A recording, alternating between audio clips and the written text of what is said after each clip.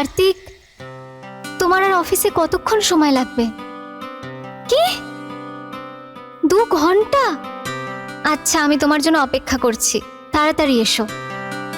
বাইরে যাও। মানে? আমি বললাম বাইরে যাও, ঘর খালি করো, আমি শোবো। আরে করণ, এটা আমাদের ঘর, তুমি তোমার ঘরে গিয়ে কেন শুচ্ছ না? আরে আমি ওখানে শুতে পারবো না, ওখানে ওই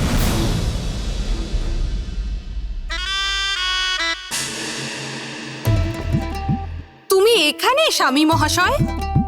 দেখো না সুমন দিদি, স্ত্রী তো স্বামীর ছায়া হয়, তাই যেখানে স্বামী থাকবে সেখানে স্ত্রী থাকবে। আর যদি তুমি এই ঘরেই থাকো তাহলে আমিও তোমার সাথে এখানেই থাকবো। সুমন দিদি, তোমার কোনো অসুবিধা নেই তো? আমরা এখানে থাকতে পারি? আরে না না, দেখো না, ও তো চলে গেল, আমিও যাই ওর সাথে, ওর ঘরে। আচ্ছা, শুভরাত্রি।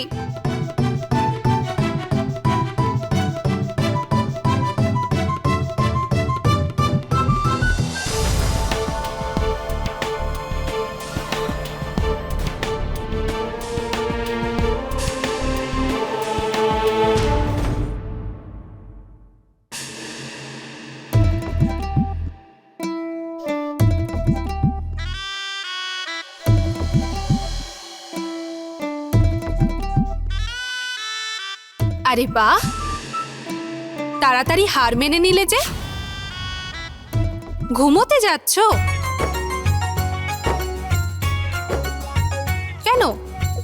আমার ব্যাপারে আর খোঁজ খবর নেবে না? এমন ভাবে তো রাগ দেখাও, মনে হয় যেন কি না কি করবে। কিন্তু মনে হয় তোমার রাগে অত জোর নেই। অনেক কথা বলেছো তুমি। এরপর যদি তুমি আমার সাথে পাঙ্গা নিতে আসো তাহলে কিন্তু প্রাণে মেরে ফেলবো। ছাড়ো, ছাড়ো না, ছাড়ো না আমাকে, আমার লাগছে কিন্তু। ভালোবাসো না ঠিক আছে, কিন্তু তাই বলে মেরো না আমাকে, ছাড়ো না। তোমার সাথে এরকমই করা উচিত। আরে করণ, এ তুমি কি করছো? ছাড়ো ওকে। একে নিয়ে যাও আমার ঘর থেকে, নিয়ে যাও। চলো পারো, চলো এখান থেকে।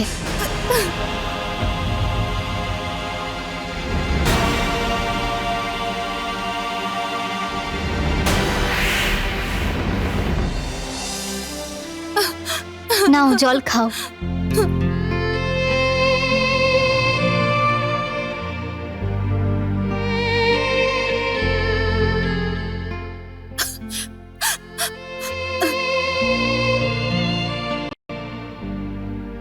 থামো পারো, করণের তোমার সাথে এমনটা করা একদমই উচিত হয়নি। আরে এমন ব্যবহার তো কেউ জন্তু জানোয়ারের সাথেও করে না। না দিদি,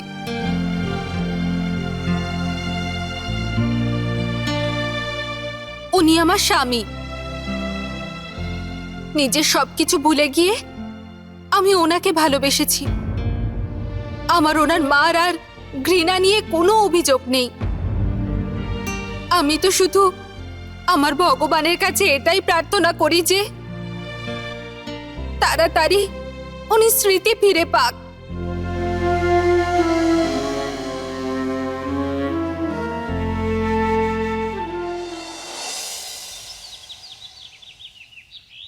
মনে আছে আজকে করণের জন্মদিন? প্রতি বছর আমরা করণের জন্মদিন কত ধুমধাম করে পালন করতাম। এই বছর তো আমাদের সঙ্গে থেকেও নেই। কত দূরত্ব হয়ে গেছে আজ ওর সাথে আমাদের। কে জানে এই বছরও জন্মদিনটা আমরা পালন করতে পারবো কি না ঠাকুমা, তুমি এরকম করে কেন বলছো?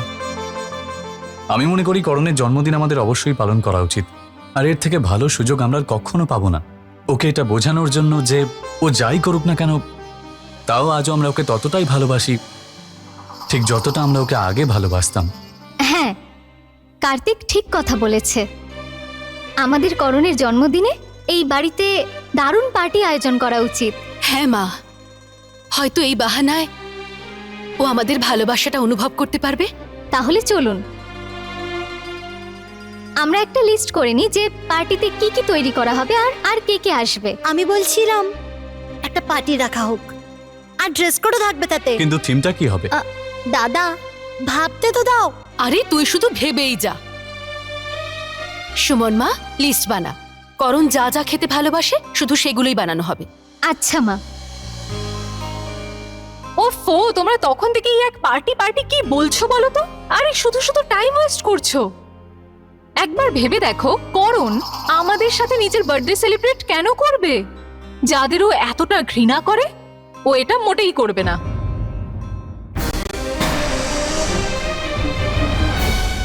এইসব লোক দেখানো আর মিথ্যে নাটকের কোনো দরকার নেই। আর আমি তোমাদের এই পার্টিতে থাকতে পারবো না।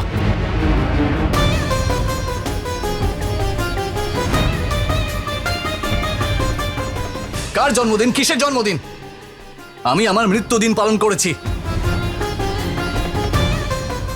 আর শুনে রাখো, আমার জন্য কাউকে কিচ্ছু করতে হবে না, কিচ্ছু নয়। বুঝতে পেরেছো?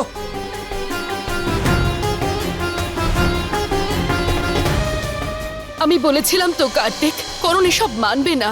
যার জন্মদিন সেই যদি না আসতে চায় তাহলে পার্টি করে কি হবে বলতো?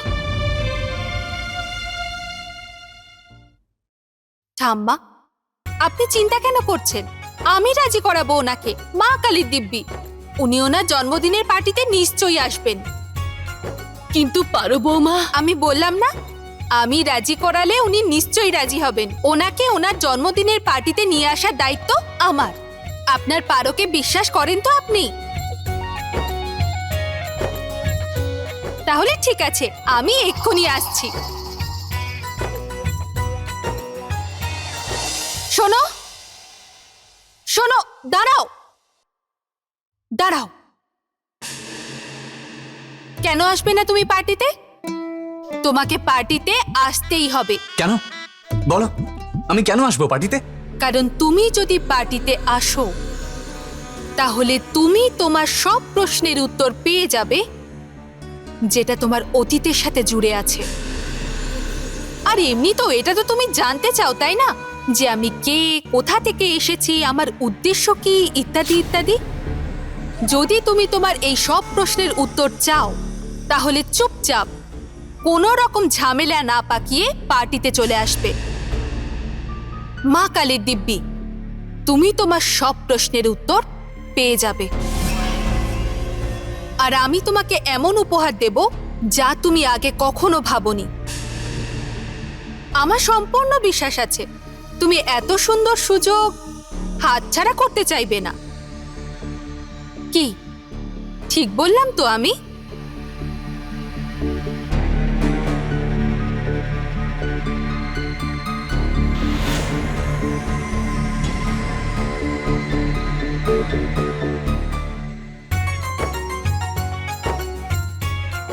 নিন, উঠুন সবাই, আর সবকিছু রেডি করা শুরু করে দিন। উনি পার্টিতে আসার জন্য রাজি হয়েছেন। কিন্তু পারো, তুমি করণকে কি করে বোঝালে? হ্যাঁ, ও তো রাগ করে চলে গেল। আমাকে বলে গেল যে ও পার্টিতে আসবে না। মা, এক মুহূর্তে গোটা দুনিয়া বদলে যায়। আর এটা তো একটা ছোট সিদ্ধান্ত ওনার। আরে আমি তো ওনার স্ত্রী, এইটুকু জোর খাটানোর অধিকার তো আমার আছে। নিন নিন, তাড়াতাড়ি সবাই প্রস্তুতি নিন।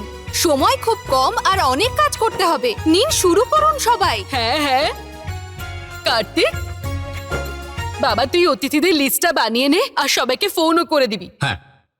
আরে মেয়েরা দাঁড়িয়ে আছো কেন? যাও গিয়ে রান্নাঘর সামলাও। হ্যাঁ। বৌমা তুমি আমার সাথে এসো। এসো বৌমা। প্রস্তুতি তো আমাকেও অনেক নিতে হবে। করণকে ওনার জন্মদিনের উপহার দিতে হবে তো। কি বললে? ঘটা করে তোমার জন্মদিন পালন করা হবে, আর পারো বলেছে যে তোমার পার্টিতে আসা খুব দরকার। হ্যাঁ হ্যাঁ রাম মনোহর, আর আমি বুঝতেই পারছি না যে আমি পার্টিতে যাবো কি যাব না। একবার মন বলছে যেতে, আর গিয়ে শুনে আসবো যে ও কি বলতে চাইছে। আবার মন বলে যে আরে করণ বাবু, তুমি মনের কথা এত শোনো কেন? মন তো খুবই চঞ্চল হয় না? তুমি শুধু রাম মনোহরের কথা শোনো।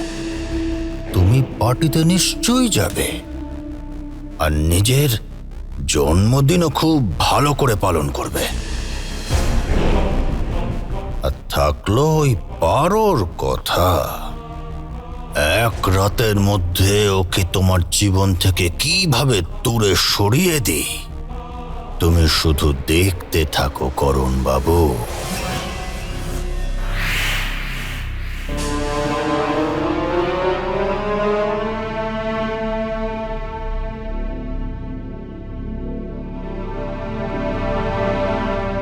কিন্তু ওর কাছে যে ছবিটা আছে সেটা ছবি?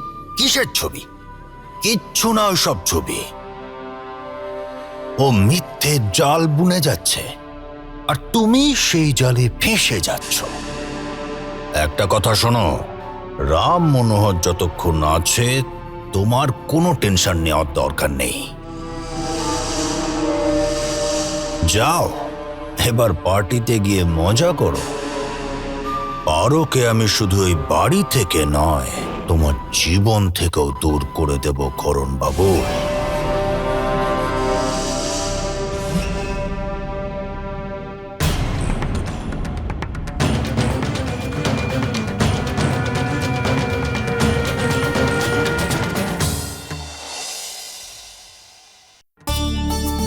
আরে দেখে, সাবধানে ওখানে রেখে এসো।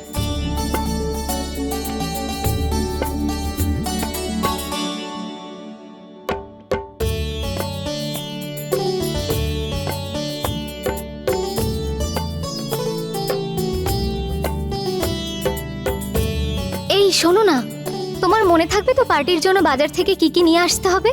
না হলে এই লিস্টটা সাথে নিয়ে যাও। না, তোমাকে ছাড়া তো আমার আর কিছুই মনে থাকে না।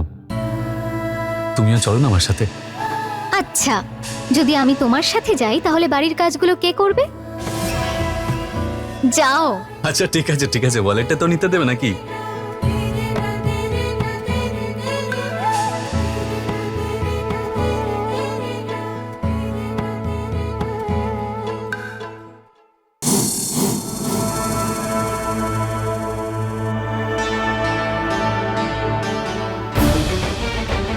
বাহ, আমার জন্মদিনের জন্য কত প্রস্তুতি নেওয়া হচ্ছে। তাহলে এটাও বলে দাও যে তুমি তোমার এক্স হাজব্যান্ড আর আগের ভালোবাসাকে তার জন্মদিনে কি উপহার দেবে? থামো এবার করণ, কথা শোনানো এবার বন্ধ করো। কেন তুমি তোমার মানসিক শান্তি নষ্ট করছো? নিজের মন থেকে ঘৃণা দূর করে নিজের আগামী ভবিষ্যতের কথা ভাবো। ভগবান তোমাকে আনন্দের আর ভালোবাসার এক নতুন উপহার দিয়েছে। পারোর মতো ভালো মেয়েটাকে তোমার জীবনে পাঠিয়েছেন। ওর সাথে তোমার আগামী জীবনটা নতুনভাবে শুরু করো করণ। না, আমি আজও শুধুমাত্র তোমাকেই ভালোবাসি। আর ওই পারো আমার স্ত্রী নয়। আর স্ত্রী হোক বা না হোক, আমার তাতে কিচ্ছু যায় আসে না। আমার জীবনে ওর কোনো গুরুত্ব নেই। তোমার আর পারোর এই সম্পর্কটাকে অস্বীকার করলেই তো তোমাদের সম্পর্কটা তো মিথ্যে হয়ে যাবে না বলো? তোমার অতীত তোমার বর্তমান হয়ে তোমার সামনে দাঁড়িয়ে আছে। আর সত্যি তো এটাই যে তুমি পারোকে বিয়ে করেছিলে। তুমি এই কথাটা বিশ্বাস নাই করতে পারো, কিন্তু ওর কাছে তোমাদের বিয়ের প্রমাণ আছে। ওই পারো আর ওর প্রমাণ না তুমি- করণ, আমাকে বিশ্বাস করো। পারো এখানে আসার আগে আমি কখনোই ওকে দেখিও নি। আমি তো ঠাকুরের কাছে এটাই প্রার্থনা করছিলাম, যাতে তোমার অতীত মনে পড়ে যায়, যাতে তুমি পারোর ভালোবাসাটা বুঝতে পারো। হয়তো এখন তুমি এই কথাগুলো বুঝতে পারছো না, যে ঠাকুর ভালোবাসার রূপে তোমার সামনে পারোকে দাঁড় করিয়ে দিয়েছেন। কে বলতে পারে, হয়তো ভাগ্য তোমাকে তোমার জন্মদিনের দিন এই ভালোবাসারই উপহার দেন।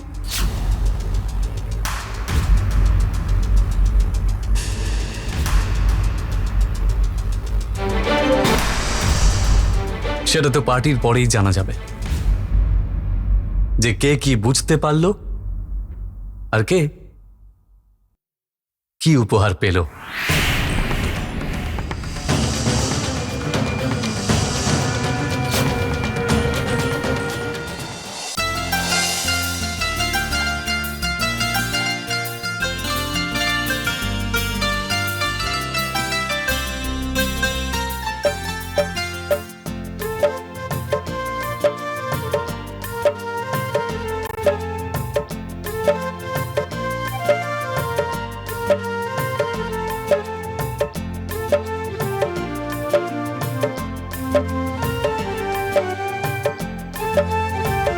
ছাড়ো, যেদিন থেকে আমেরিকা গেছো সেদিন থেকে আমাকে ভুলেই গেছো। না মনে করতে, না ফোন করতে। এখন এই মিথ্যে ভালোবাসা দেখানোর কোনো প্রয়োজন নেই।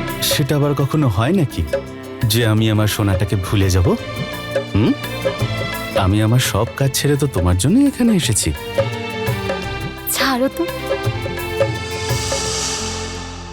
তোমার আমার আইডিয়াটা কেমন লাগলো? মেয়েদের জন্য সবুজ রং আর ছেলেদের জন্য নীল। এটা আমারই আইডিয়া ছিল। আমার তো তোমার সব কথাই ভালো লাগে সোনামণি। কে জানে করণ এখনো কেন এলো না।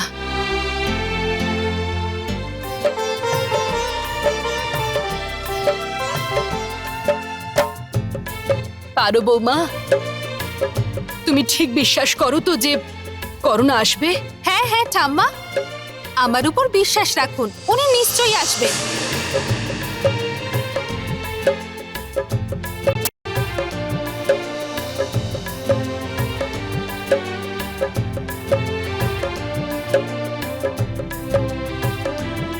পারো। যদি করণ না আসে তাহলে? উনি আমাকে কথা দিয়েছেন, কেন আসবে না? উনি নিশ্চয়ই আসবেন।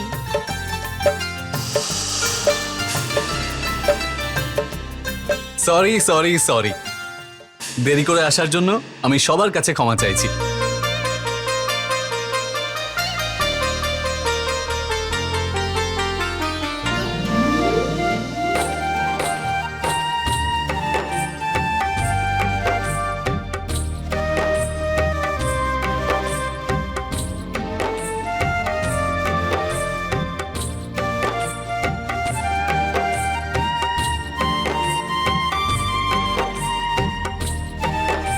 বেঁচে থাকো বাবা, জন্মদিনের অনেক শুভেচ্ছা।